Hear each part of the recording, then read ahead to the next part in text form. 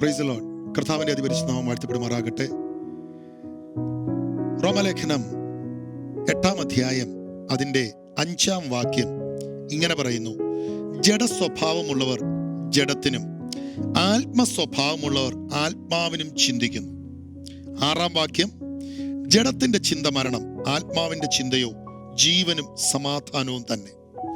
ഈ 2 വാക്യത്തിലും കണക്ട് ചെയ്തിരിക്കുന്ന ഒരു പദം ആത്മാവ്, ചിന്ത, ജഡം, ചിന്ത, സ്വഭാവം, ജഡസ്വഭാവം, ആത്മസ്വഭാവം, ആത്മാവിന്റെ ചിന്ത, ജഡത്തിന്റെ ചിന്ത. ലോകത്തിൽ ഇന്ന് ജനം മുഴുവനും ഒരു സ്വഭാവത്തിന് വിധേയപ്പെട്ടാണ് ജീവിക്കുന്നത്.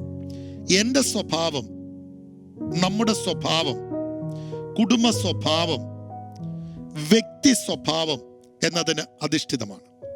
എന്നാൽ ഒരാത്മാവിൽ ജീവിക്കുന്ന അല്ലെങ്കിൽ ഒരാത്മികന് അവന്റെ സ്വഭാവത്തിന് വ്യത്യാസമുണ്ട്.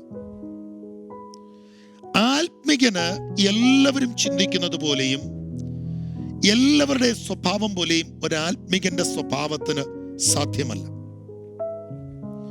അതാണ് റോമാലേഖനം 8-ാം അധ്യായത്തിൽ പറയുന്നത്. അതിന്റെ 5-ാം വാക്യത്തിൽ പറയുന്ന ആ പദത്തിന്റെ പ്രാധാന്യത വളരെ ഗൗരവമേറിയതാണ്. അവിടെ പറയുന്നു, ജഡസ്വഭാവമുള്ളവർ ജഡത്തിനുള്ളത് ചിന്തിക്കുന്നു. അപ്പോൾ ജഡത്തിന്റെ പ്രവൃത്തികളെ മരിപ്പിച്ച് ആത്മാവിന്റെ സ്വഭാവത്തിലേക്ക്, ആത്മാവിന്റെ നടത്തിപ്പിലേക്ക് കയറിയ വ്യക്തികൾ ജഡത്തിന്റെ പ്രവൃത്തികളെ മരിപ്പിച്ചവരാ. ഒരാത്മികന് ജഡത്തിന്റെ സ്വഭാവം പറ്റില്ല. 3.5 വർഷക്കാലം യേശുവിനോട് കൂടെ നടന്ന പത്രോസ് യേശുവിന്റെ ക്രൂശീകരണത്തിന്റെ സമയത്ത് യേശുവിനെ പിടിച്ചുകൊണ്ട് പോകുമ്പോൾ യേശു മുന്നമേ പറഞ്ഞിട്ട് പോലും താൻ യേശുവിനെ തള്ളിപ്പറയുന്നതും താന് യേശുവിനെ പ്രാകുന്നതും ബൈബിളിൽ സുവിശേഷത്തിൽ നമുക്ക് വായിക്കുവാൻ സാധിക്കും.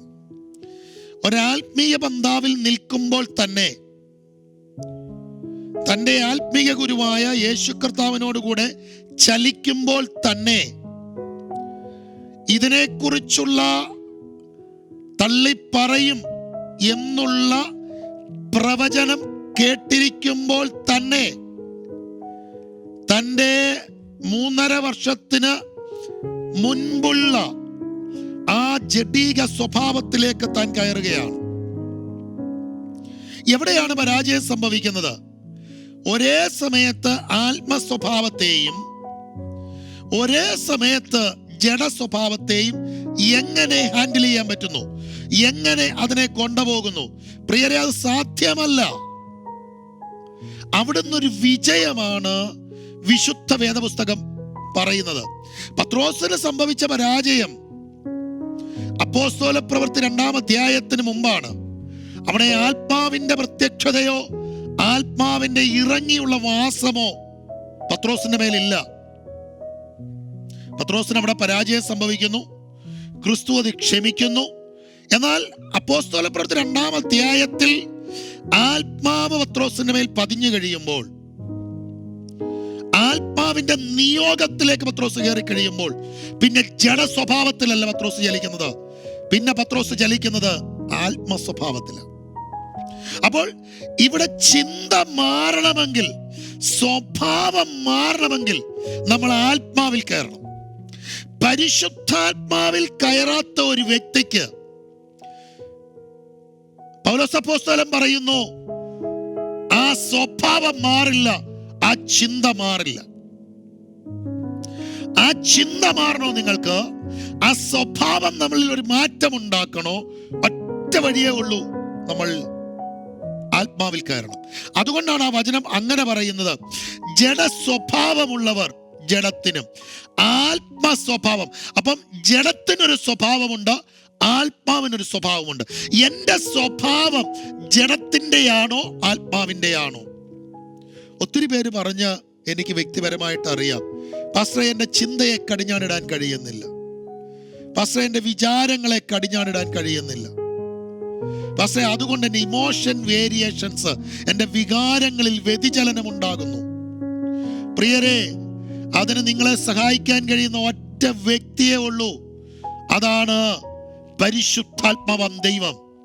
ആ വ്യക്തിത്വത്തിന് നിങ്ങൾ സ്വാതന്ത്ര്യം കൊടുത്താൽ, പരിശുദ്ധാത്മാവേ എനിക്ക് ജഡസ്വഭാവം വേണ്ട, എനിക്ക് ആത്മസ്വഭാവം മതി എന്ന് പറയുന്ന ഒരു വ്യക്തിയുടെ മേൽ, അതിനായി ഏൽപ്പിച്ചു കൊടുക്കുന്ന ഒരു വ്യക്തിയുടെ മേൽ പരിശുദ്ധാത്മാവിന്റെ സ്വാധീനം, ആ പദം ഞാൻ ഒന്നുകൂടെ പറയാം, പരിശുദ്ധാത്മാവിന്റെ ഇൻഫ്ലുവൻസ് ആ വ്യക്തിയുടെ മേൽ വ്യാപരിക്കും.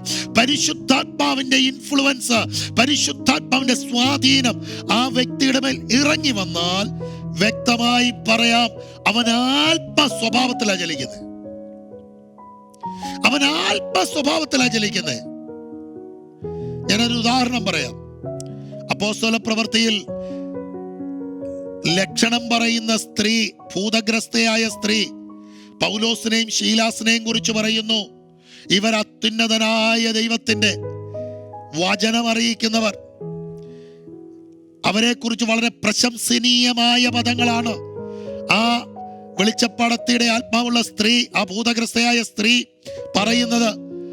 അവൾ ചില ദിവസങ്ങൾ വളരെയേറെ പൗലോസിന്റെ പുറകെ, ശീലാസിന്റെ പുറകെ വന്ന് അവരെ കുറിച്ച് മോശമല്ല പറയുന്നത്, നല്ല കാര്യമാണ് പറഞ്ഞത്. പക്ഷെ അവിടെ പറയുന്ന ഒരു പദമുണ്ട്, പൗലോസ് മുഷിഞ്ഞു. എന്തുകൊണ്ട്?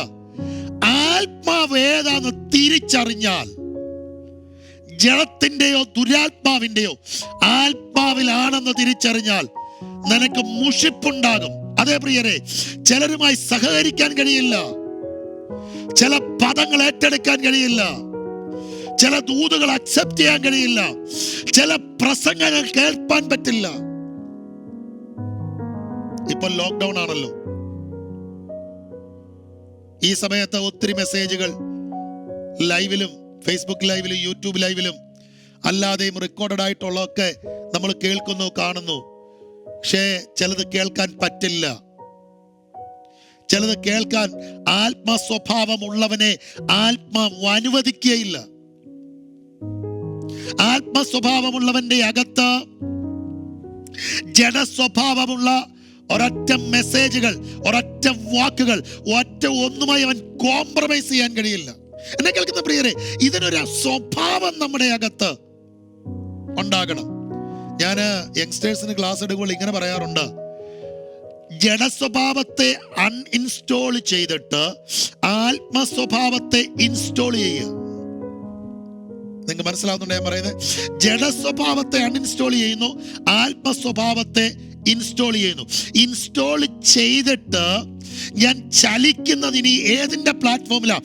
എൻ്റെ അകത്ത് വ്യാപരിക്കുന്ന ആത്മസ്വഭാവത്തിൻ്റെ പ്ലാറ്റ്ഫോമിൽ ഞാൻ ചലിക്കുമ്പോൾ എനിക്ക് ആത്മീയനാണെന്ന് പറയാം. അതുകൊണ്ടാണ് 6-ാം വാക്യം പറയുന്ന പ്രധാനമായ വാക്ക്, ആമേൻ, ജഡത്തിൻ്റെ ചിന്ത മരണം, ആത്മാവിന്റെ ചിന്തയോ ജീവനും സമാധാനവും തന്നെ.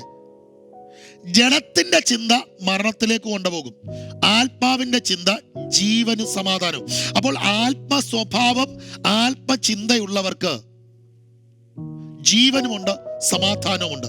നിങ്ങളിൽ ജീവനും സമാധാനവും വ്യാപരിക്കണമെങ്കിൽ നിങ്ങൾ ആത്മസ്വഭാവത്തിലേക്ക് കയറണം. പ്രിയരെ, ആ പൗലോസിനെ പോലെ, ആ പത്രോസിനെ പോലെ ആത്മസ്വഭാവത്തിലേക്ക് നമുക്കൊന്ന് കയറുവാൻ. ഇന്ന് ഈ ലോക്ക്ഡൗൺ കാലഘട്ടത്തിൽ നിങ്ങൾ അനുഭവിക്കുന്ന പ്രതിസന്ധികൾ, നിങ്ങളുടെ പ്രശ്നങ്ങൾ ജഡത്തിൽ വെച്ച് ചിന്തിക്കാതെ ആത്മസ്വഭാവത്തിലേക്ക് കയറി, ആത്മാവിന്റെ കരത്തിലേക്ക് കൊടുത്ത് ആത്മസ്വഭാവമുള്ള ചിന്തകളിലേക്ക് നിങ്ങളൊന്ന് കയറിക്കേ. കാക്കയെ കൊണ്ട് ഏലിയാവിനെ പോറ്റാൻ അറിയാവുന്ന ദൈവം ഇന്നും ജീവിക്കുന്നു. അവന് നിന്നെ പോറ്റുവാൻ, അവന് നിന്നെ നാളുകളിൽ നടത്തുവാൻ, സഭയെ, നിങ്ങളെ, നിങ്ങളുടെ കുടുംബത്തെ, നിങ്ങളുടെ ശുശ്രൂഷകളെ പരിപാലിപ്പാൻ അവന് അറിയാം.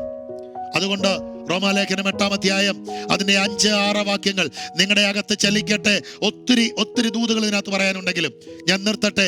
പരിശുദ്ധാത്മാവ് ഈ ദൂതനായി നിങ്ങളെ സഹായിക്കട്ടെ. ഈ ലോക്ക്ഡൗൺ കഴിയുമ്പോൾ നിങ്ങൾ ജഡസ്വഭാവമുള്ളവരല്ല, നിങ്ങൾ ആത്മസ്വഭാവമുള്ളവരായി പുറത്തു വരട്ടെ. ഈ ദിവസങ്ങൾ അതിന് പ്രാക്ടീസ് ചെയ്യാനുള്ള ദിവസങ്ങളായി മാറട്ടെ എന്ന് ഞാൻ പ്രാർത്ഥിക്കുന്നു. May God bless you.